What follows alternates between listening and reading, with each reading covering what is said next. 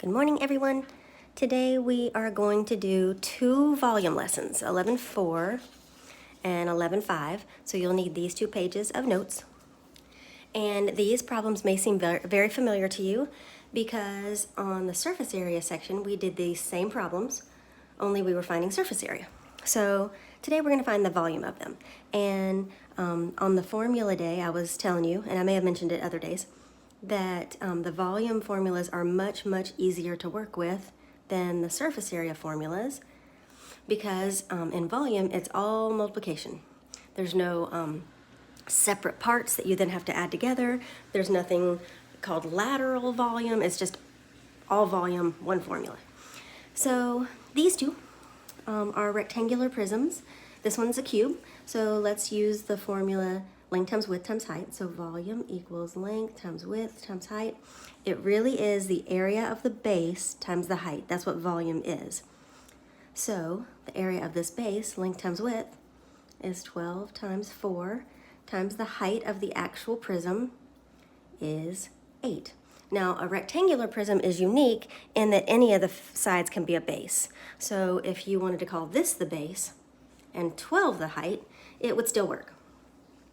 So then you multiply these things. So 48 times 8 is 32 and 64.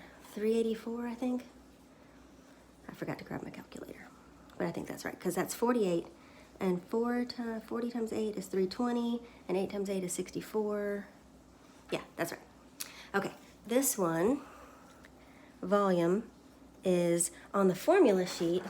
It says that volume is s cubed. That's still just length times width times height. So volume is s cubed. You may want to add that one here. Volume equals s cubed. And so it's just 6 times 6 times 6. And 6 times 6 times 6 is 216 inches cubed. Now volume, make sure you put a little cube on the unit because volume is measured in units cubed. It's how many little cubes will fit inside this rectangular prism, how many little cubes, inch by inch by inch cubes will fit in this bigger cube. So that's why the answer is given that way. All right, like surface area, these are the harder ones because you have to find the area of this regular pentagon. So because you have to find the area of the regular pentagon, I like to draw it. I like to draw this triangle.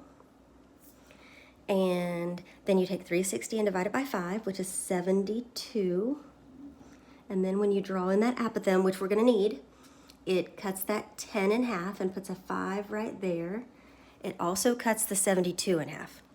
Now, on the chapter 10 test, there were some people who forgot to half this angle.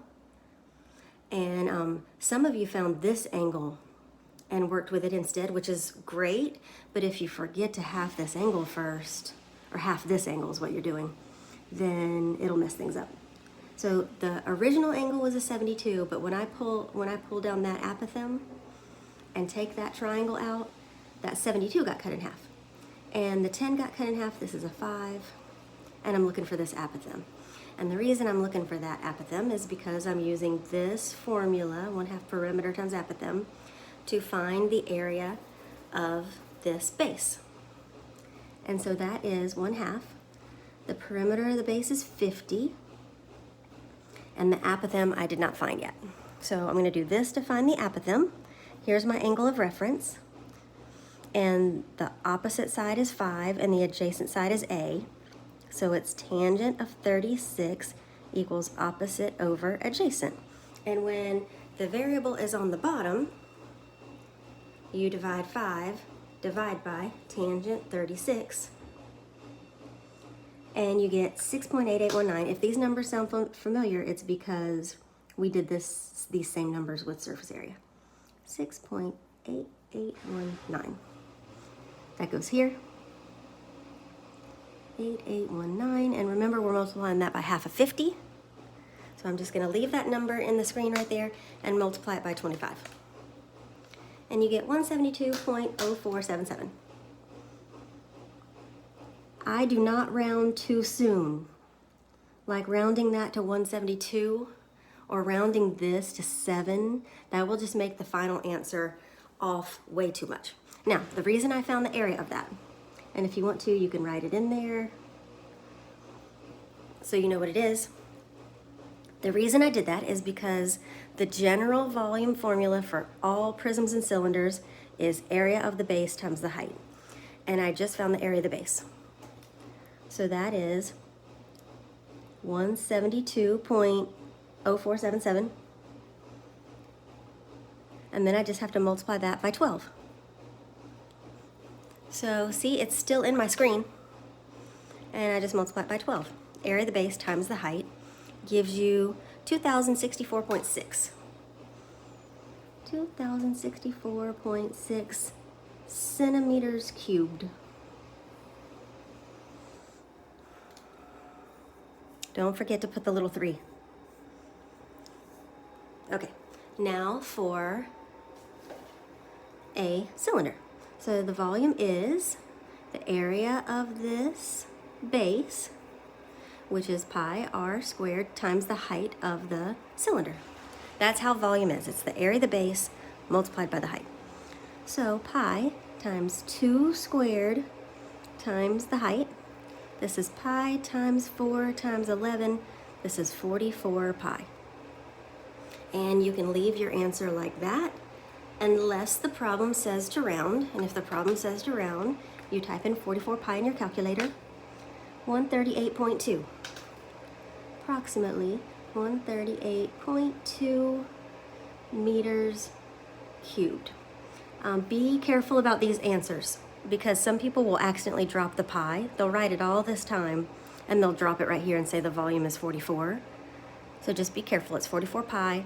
This is without the pi because I punched the pi in the calculator. So just be careful about whether your answer should have pi or not. Let's see, did I do anything?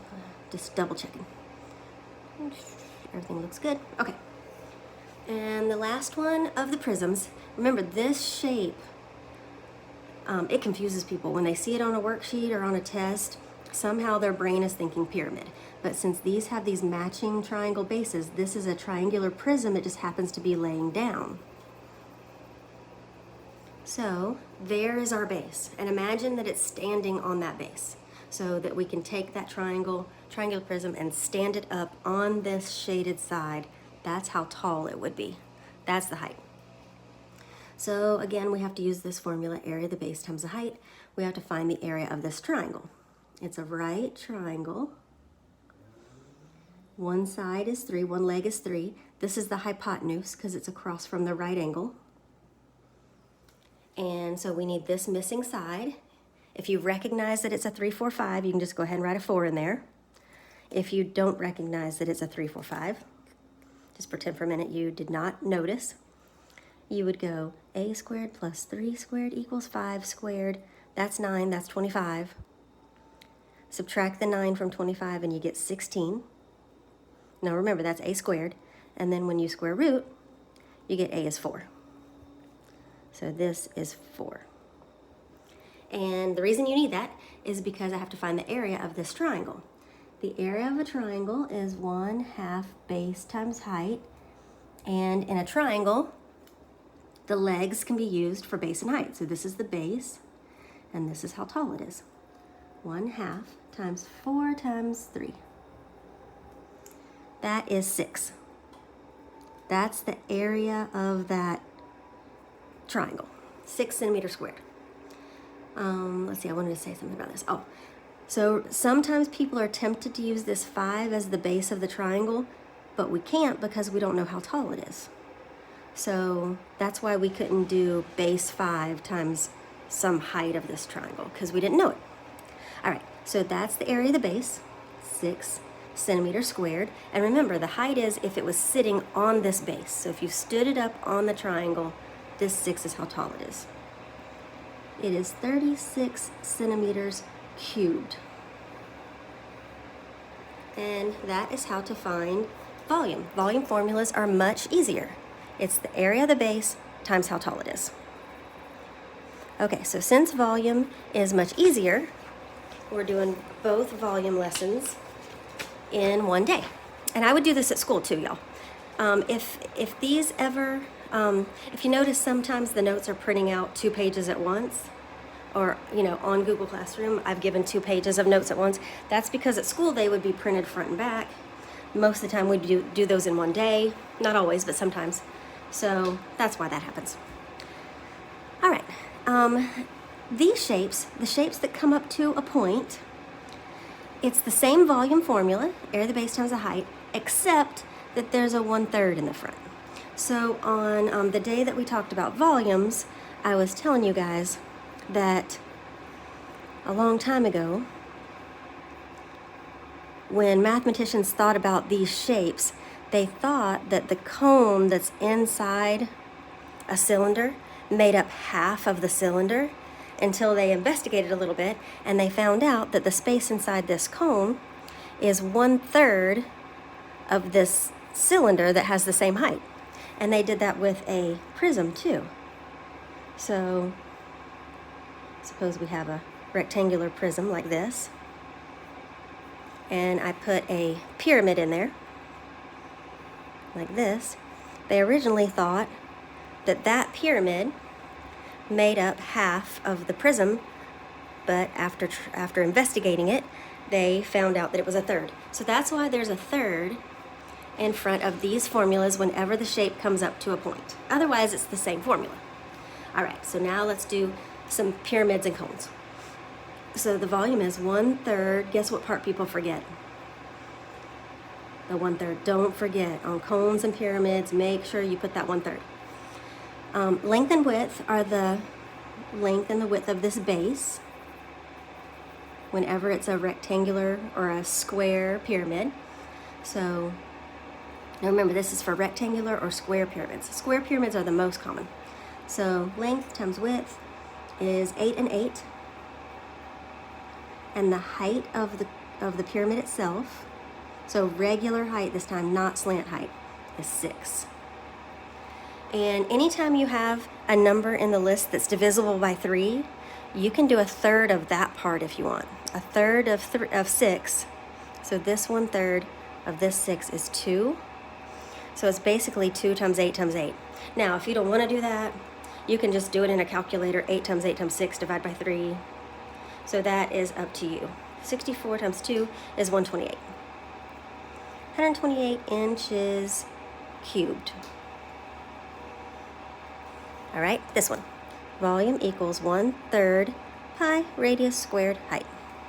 So see this part without the 1/3, that would be for a cylinder. Put the 1/3 in front and you've got yourself a cone. Oops. So 1/3 times pi times radius squared. Okay, this one, they did not give us height. They gave us this slanted line. That right there is slant height. And we need regular height. So we're going to need this right triangle. So I'm going to take this right triangle and I'm just going to pull it out right here. This is 8, this is 10. And if you happen to remember those Pythagorean triples, there's a 6, 8, 10. So this must be 6.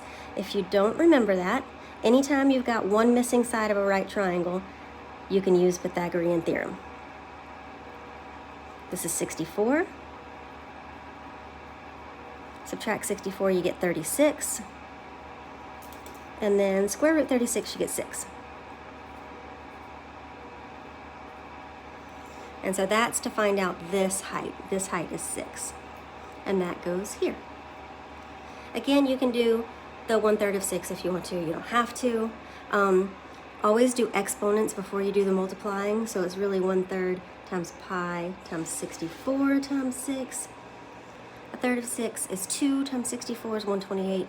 So this is 128 pi inches cubed. If they ask you to round that, you grab a calculator and you do 128 pi. 402.1 inches cubed. These shapes are a little harder because we have to find this area. So first, let's write down the formula. 1/3 area of the base times the height. See, this is the general formula for all pyramids. And you use it for pyramids that are not square or rectangular. All right, so I need to find the area of this base. I'm going to draw this hexagon separate. Always show your work. So, see, I'm ignoring that guy. I'm just thinking about this guy. That's a 9. Okay, to find the area of this guy, ignoring the shape, because it's just too much all at once, you're using this formula. Area equals 1/2 perimeter times apothem. The perimeter is 9 6 times, because there are 6 sides. So that is 54, 9 times 6. And then I need the apothem. And so you'll remember that's where the work comes in. All right, so in the whole way around would be 360. Divide it by 6 because it's a hexagon. So this is 60 degrees. But then when you draw in the apothem, it cuts that and makes it a 30. So this triangle, I'm going to enlarge it right here. This is 30. And the 9 got cut in half. This is 4.5. I need this measure. Well, in a 30, 60, 90, this is A. This is A radical 3. And on the test, there were a few of you who divided this by 3 and then put a radical 3 with it. But if they give you the A side, to get this, all you have to do is put a radical 3 with it. So it's 4.5 radical 3. Now, I know that's ugly, but that's the apothem. You can use trig to find this. You can do the tangent of 30 equals 4.5 over x to find that, but you won't get the radical. And some questions, they ask you for the radical. 4.5 radical 3. Okay, now remember, this is just to get the area of this hexagon.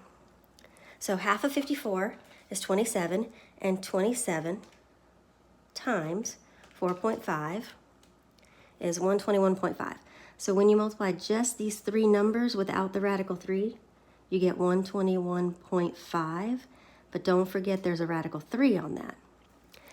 So see, I punched in the 1/2 times the 54, that's 27, and then I did times the 4.5, but I did not put the radical 3 in here. So that means the radical 3 has to be tacked on the end when I got that answer. If you want to multiply it by radical 3 and put that 210.4 as this area, you can. It all depends on the question. So I'm going to call this 121.5 radical 3. Now again, sometimes they'll ask you for a rounded answer and you would just punch that in with the radical 3. Okay, so that is 1/3. That number is the area of the base. And the height of the pyramid, see, it's that 14 is pointing to that line. That's 14. And then, if you want to leave the radical 3, just punch in 1/3 times 121.5 times 14, and then just tack the radical 3 on the end. So 1/3 times 121.5 times 14. 567. So 567 radical 3. Or multiply it by radical 3, and you get 982.1. Approximately 982.1. Both of these are both the right answer. It all depends on what form. Centimeters cubed. So if the directions said radical form, you would give this answer. If the directions said round, you would give this answer. If the directions didn't specify, you could put either one. All right, last one. Volume equals 1/3 pi r squared h. So 1/3 times pi. Okay, they gave you the whole way across. The whole way is 10. The radius then is 5. 5 squared. And then the height, this was nice. They actually gave you the height that you need. So you don't have to do any Pythagorean theorem work. This is 12. And so then you just have to multiply. I like to do 1/3 times 12, that's 4. And 5 squared is 25. And that is 100. 100 pi feet cubed. Or if you want to multiply 100 times pi, you'll get 314, roughly. And again, you can do all this in your calculator. Sometimes I have trust issues with calculators, so if I know a third of 12, then I just write it down. And I know what 5 squared is, so sometimes I'm reluctant to grab a calculator just because of my severe trust issues. I'm always afraid I'm going to punch something wrong. Okay, so again, that can be 314 approximately. 314.2 feet cubed. All right, so volume is much easier than surface area. I think you'll agree, because you don't have to have parts that you add together, so it makes things a little bit easier. All right, so yeah, you've got some problems to try on some worksheets, so you guys have a wonderful day. Bye.